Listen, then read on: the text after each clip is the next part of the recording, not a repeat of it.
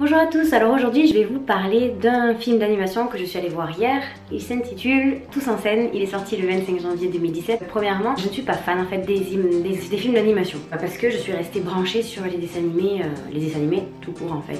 L'art du dessin animé, notamment les dessins animés Disney. Donc en principe les films d'animation je ne vais pas les voir au cinéma parce que j'ai une espèce de blocage envers leurs nouveaux les nouveaux personnages caricaturés qu'ils font des animaux etc. J'ai un peu de mal à m'identifier à eux, à accrocher à ce concept là.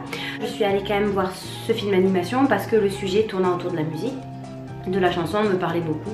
Donc le seul défaut qu'il y aurait à dire c'est que c'est un film d'animation et pas un dessin animé. Mais bon, ça c'est très personnel. Ensuite point 2, c'est les musiques en fait. Ils ont choisi des musiques qu'on connaît vraiment par cœur, qu'on a entendu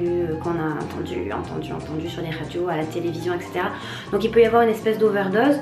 Mais bon, quand même ils s'en sont pas trop mal sortis. Ils ont réussi à répartir ça tout le long du film, à pas les mettre en entière, pardon. Ça passe, mais c'est vrai qu'on peut avoir ce petit sentiment de on est écuré. Troisièmement, ce n'est pas un dessin animé exceptionnel parce qu'il n'est pas magique entre guillemets, comme c'est le cas dans les contes, les dessins animés basés sur les contes, les films d'animation basés sur les contes, etc. Mais bon, c'est très simple, c'est basé sur le réel, donc je sais pas si cet animé marquera les mémoires, en tout cas, si le but c'était de divertir, l'objectif est atteint. Quatrième point, j'ai trouvé impressionnant les émotions des personnages au moment de chanter, puisque on avait vraiment l'impression d'assister à un concert en direct d'humains et c'était des animaux animés. C'est vrai que dans les animés ils chantent souvent les personnages, mais là c'était vraiment basé sur le chant pendant plusieurs minutes et on avait vraiment l'impression qu'ils étaient animés d'une certaine émotion, d'une certaine personnalité. Cinquième point, il y a des personnages vraiment attachants. Le personnage principal, le koala, l'est, je trouve, dans toutes les misères qu'il peut endurer. Ce film d'animation, je pense qu'il peut avoir du succès et je pense qu'il marche parce que petit ou grand, on peut facilement s'identifier à l'un des personnages parce qu'il y en a pour tous les goûts. Il y en a pour tous les goûts au niveau de leur caractère, de leurs difficultés, c'est vraiment bien retranscrit. Du coup, on peut vivre leurs rêves à travers leurs yeux. Il y a aussi des scènes émouvantes, donc c'est pas l'effusion de larmes, mais c'est quand même émouvant selon le personnage en question. Moi je pense vraiment encore à Johnny, c'est celui qui m'a le plus marqué.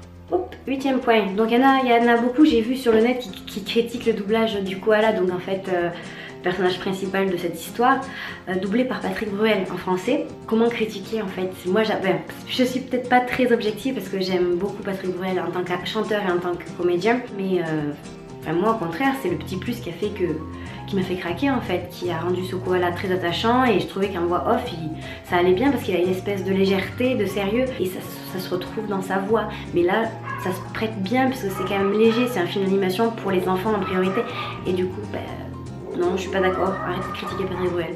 Non mais oh. 9e point, donc j'ai été surprise parce que ça ne parle pas uniquement de chant mais aussi des coulisses, de l'arrière-scène, donc ce n'est pas que sous les lumières des projecteurs, donc c'est assez intéressant surtout quand on est sensible à cet art, si on l'a vécu, surtout si on l'a vécu nous-mêmes ou si on le vit nous-mêmes, c'est assez marrant. Puis ça parle aussi des problèmes de tous les jours, de la réalité, de la difficulté de la vie. 10e point, ce qui était intéressant aussi, c'était les clins d'œil à l'actualité et surtout à toutes les émissions de chant, The Voice notamment, et aussi un clin d'œil à certains candidats. 11e point, alors là je vais faire une espèce de pré-conclusion. Ce film d'animation est à souligner puisqu'il transmet vraiment un message d'espoir. Il parle de combativité, de rêve à réaliser. Il parle d'un quotidien difficile à traverser, dans lequel nos faiblesses représentent un frein à notre envolée, à nos rêves aussi, à la réalisation de nos objectifs que l'on a peur de viser souvent par renoncement, découragement, désespoir, frayeur de l'inconnu. Le scénario est très bien fait autour de ça.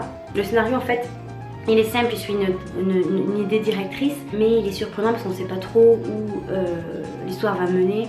Et surtout, il n'est pas creux, il est vraiment enrobé de tout ça. C'est vrai que les chemins de vie sont assez clichés, assez simplistes peut-être de chaque personnage, mais c'est bien fait parce que c'est subtil. Et c'est ce qui fait la différence entre un film d'animation, un bon film d'animation et un film d'animation creux.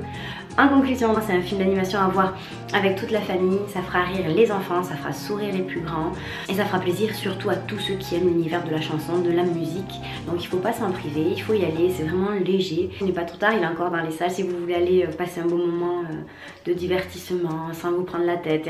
Si vous avez envie de rêver, de vous projeter dans le rêve si vous aimez la musique, allez-y. Je vous souhaite une bonne séance et vous dis à bientôt. Ciao!